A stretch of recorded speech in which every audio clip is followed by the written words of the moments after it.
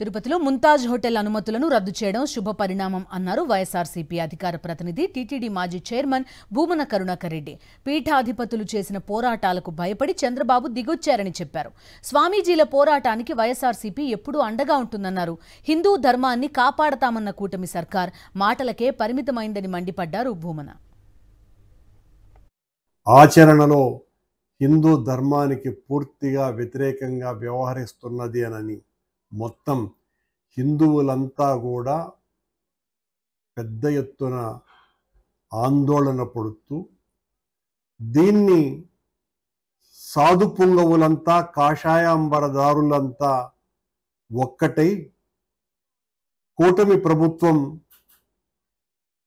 ధర్మం ముసుగులో అధర్మాన్ని పెద్ద ఎత్తున చేస్తున్నది, తిరుమల ధార్మిక క్షేత్రాన్ని అడ్డు పెట్టుకొని అని వాళ్ళు చెయ్యబోయేటువంటి కార్యాచరణను కనుగొన్నటువంటి చంద్రబాబు గారు ఈ రోజున ముంతాజ్ హోటల్ నిర్మాణానికి అనుమతులు రద్దు చేస్తానని చెప్పటం మంచి పరిణామం. సాధువులంతా పీఠాధిపతులంతా ఈ రకంగా ధర్మ పరిరక్షణ కోసమని నడుం బిగించటాన్ని వైఎస్ఆర్ కాంగ్రెస్ పార్టీ మనస్ఫూర్తిగా స్వాగతిస్తున్నది.